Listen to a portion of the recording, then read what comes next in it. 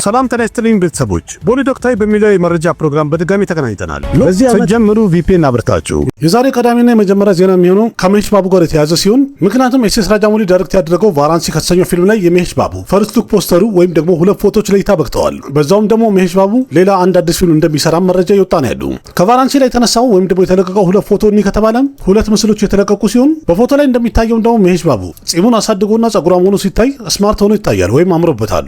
ሁለቱም ፎቶዎች ከአፍሪካ አካባቢ ቀረጻ ላይ ያሉ የተነሱት እንደሆነ ያስታውቃል። ቀደም ብሎ እንደተነገረው ደግሞ የፊልሙን በጣም ትልቅ የተባለ አስፈላጊ ፓርቶችን ወይም ሲኖችን ቀረጻ አድርገዋል። ኤስ ኤስ ራጃሞሊ ዳይሬክት ያደረጋቸው ፊልሞች እንግዲህ ማንኛቸውም ቢሆኑ ተመልካቹ በጣም በጉጉት ይጠብቃቸዋል። ስለዚህ በቀጣይም ደግሞ የቫራንሲን ኦፊሻል ትሬለሩም ሆነ ቲዘሩ እስከሚለቀቅ ድረስ እንጠብቃለን ማለት ነው።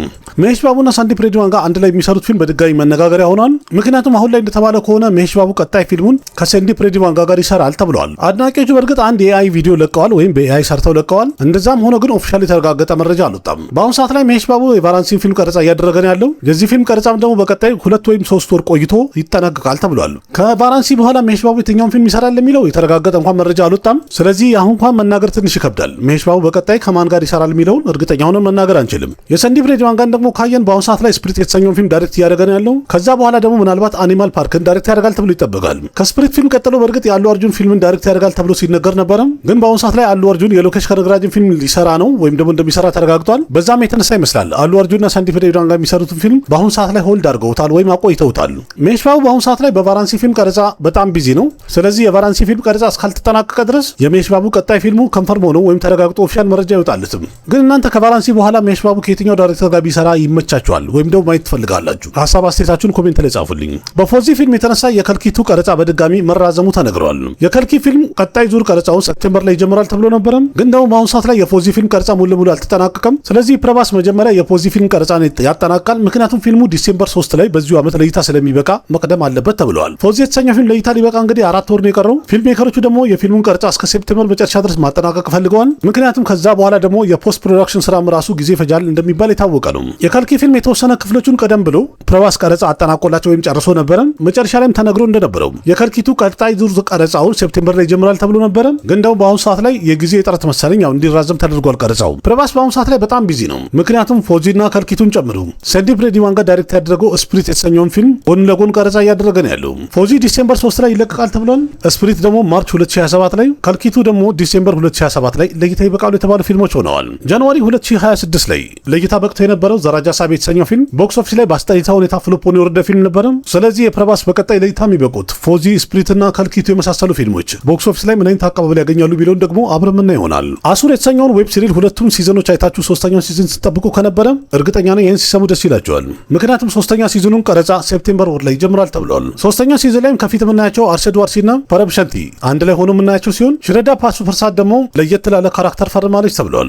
የአሱር ቀደም ያሉት ሁለቱም ሲዝኖች ሆምኒሸት የተባለ ዳይሬክተር ነበረ ዳይሬክት ያደረገው። ሶስተኛውን ሲዝን ግን የዚህ ዌብ ሲሪል ክሬተር የተባለው ጎረፍ ሹክላ ራሱ ዳይሬክት ያደርገዋል ተብሏል። ይህ ማለት ሶስተኛ ሲዝን ላይ ብዙ ነገር ተቀይሯል። ስለዚህ ለእይታ ሲበቃ ደግሞ ሶስተኛ ሲዝኑ ታሪኩ ምን ይመስላል የሚሉን አብረን ምና ይሆናል። የመጀመሪያ ሲዝኑ 2020 ላይ፣ ሁለተኛ ሲዝኑ ደግሞ 2023 ላይ ለእይታ በቅቶ ነበረ። ይህም ማለት ሶስተኛ ሲዝኑ 2027 ላይ ለእይታ ይበቃል ማለት ነው። በቀጣይ ደግሞ ከሶስተኛ ሲዝን ጋር የተያዙ ተጨማሪ አብዴቶች እስከሚወጡ ድረስ እንጠብቃለን ማለት ነው።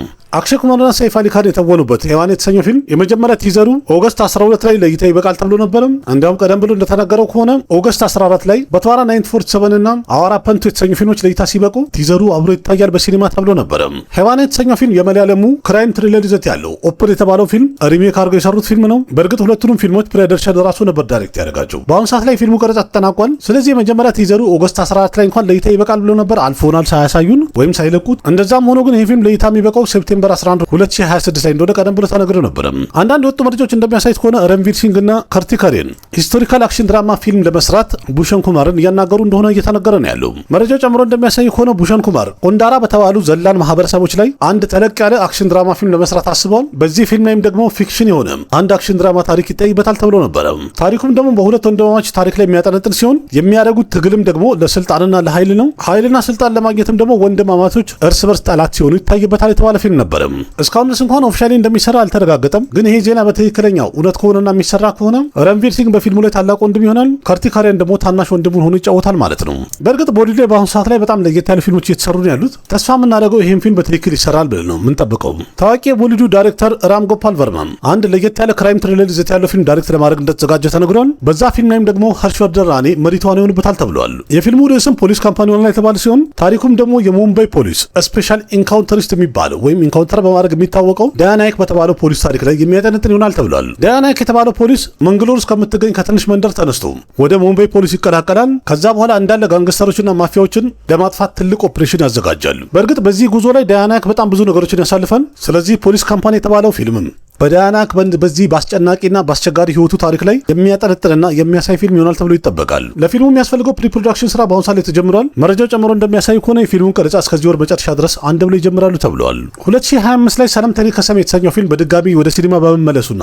ሪሊዝ በመሆኑ የተነሳ የፊልሙ አክተር ሀርሽቨርደን ራኔ በጣም ተጠቅሟል የሚባል ያህል ደረጃ ደርሷል። ምክንያቱም ከዛ በኋላ ሀርሽቨርደን ራኔ በላይ የተለያዩ ፊልሞችን ማግኘት ችሏል፣ መፈረምም ችሏል። ቀደም ብሎ ያላገኘውን ያህል ማለት ነው። እናንተ ስለ ሀርሽቨርደን ራኔ ምን ትላላችሁ? በትክክልም ብዙ ፊልሞች ማግኘት አልቻለም።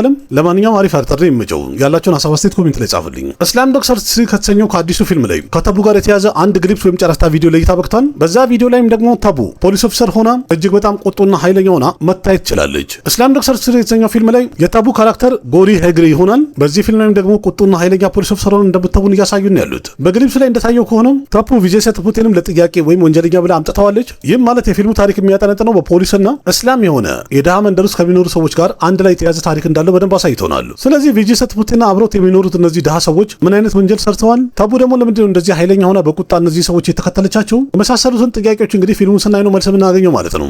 እስላም ዶክተር 3 የተሰኘው ፊልም አንድ ክራይም ድራማ ይዘት ያለው ፊልም ሲሆን ፊልሙንም ደግሞ ፑሪ ጀገናት ነው ዳይሬክት ያደርገው። እስካሁን ድረስ እንኳን ኦፊሻሊ የሚለቀቅበትን ቀን አናውንስ አላደረጉም። እንደዛም ሆኖ ግን ይሄ ፊልም ጣጣውን ጨርሶ በቀጣይ 1-2 ወራት ውስጥ ለይታ ይበቃል ተብሎ ይጠበቃል።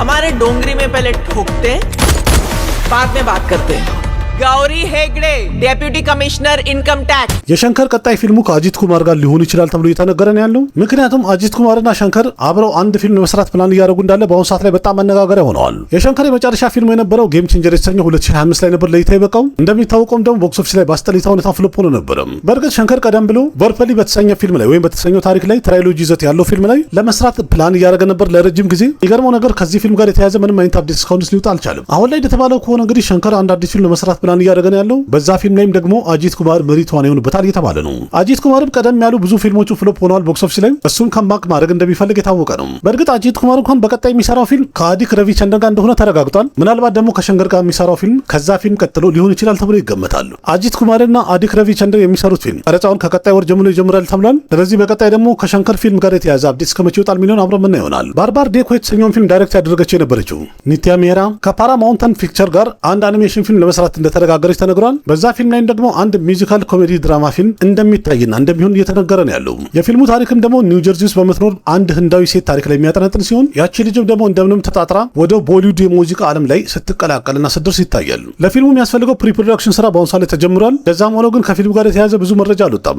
ባለፈው ሳምንት ለይታ ይበቃ የነበረው ሎኬሽ ከነግራጅ የተወነበት ዲሲ የተሰኘው ፊልም የመጀመሪያ ዊኬንዱ ላይ በህንድ ቦክስ ኦፊስ ላይ 24 ከሮር መሰብሰብ የቻለ ሲሆን በዓለም አቀፍ ደረጃ ደግሞ 32 ከሮር አካባቢ መሰብሰብ ችሏል። ዲሲ የተሰኘው ፊልም በአጠቃላይ በጀቱ ከ25 እስከ 30 ከሮር እንደሆነ ተነግሯል። ከበጀቱ አኳያ ሲታይ ፊልሙ ቦክስ ኦፊስ ላይ ምርጥ ገንዘብ ሰብስቧል የሚባል ነው። 50 ከሮር እንኳን በቀላሉ እንደሚገባ ፊልሙ ያረጋገጠ ነገር አለው። ግን ዋናው ነገር ዲሲ የተሰኘው ፊልም ላይፍ ታይም ውስጥ ጨርስ ደግሞ ምን ያህል ይሰበስባል የሚለውን አብረን ምን ይሆናል። ዲሲ የተሰኘው ፊልም ላይ የሎኬሽ ከነግራጅ ትወናን ጨምሮ የፊልሙ ታሪክም ተመልካቹ በጣም ወዶታል፣ ተመችቷቸዋል። እስካሁን ድረስ እንግዲህ ካላያችሁት የሚታይ ፊልም ስለሆነ አንድ ጊዜ እንድታዩ ትጋብዛችኋለሁ። በእርግጥ በጥራት እንኳን አልወጣም፣ ግን በጥራት እንደወጣ ቦታውን ታውቁታላችሁ፣ ጭንላችኋለሁ፣ በትርጉም ታገኙታላችሁ። ቪዲዮ ከተመቻችሁ ላይክ አድርጉ። ያላችሁን ሀሳብ አስተያየት በኮሜንት ገለጹ። ለጓደኞቻችሁ ሼር አድርጉ። ልክ እንደዚህ ከአንድ ሲኒማ ጋር የተያዙ በጣም ብዙ ጨዋታዎችን እና የተለያዩ የሚወጡ አፕዴቶችን በተለያየ ፕሮግራም አንድ በአንድ አቀርብላችኋለሁ። በፍቅር የተሞላውና የማበረታቻ ኮሜንታችሁን ሁልጊዜ ለትርስ ጠብቃለሁ። ልክ እንደዚህ በሌላ አዳዲስ መረጃዎችና አሪፍ ታሪኮች በድጋሚ እስከምንገናኝ ድረስ አቅራቢያችሁ ቃሲም መካ ነበርኩኝ። ደህና ሁኑ። ባባይ።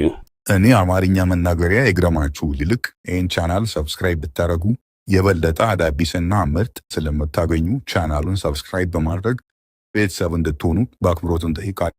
ना जाने कैसा एहसास है बुझती नहीं है क्या प्यास है क्या नशा इस प्यार का मुझ पे सनम छाने लगा कोई न जाने क्यों चैन होता है क्या करूँ हाय कुछ कुछ होता है क्या करूँ हाय कुछ कुछ होता है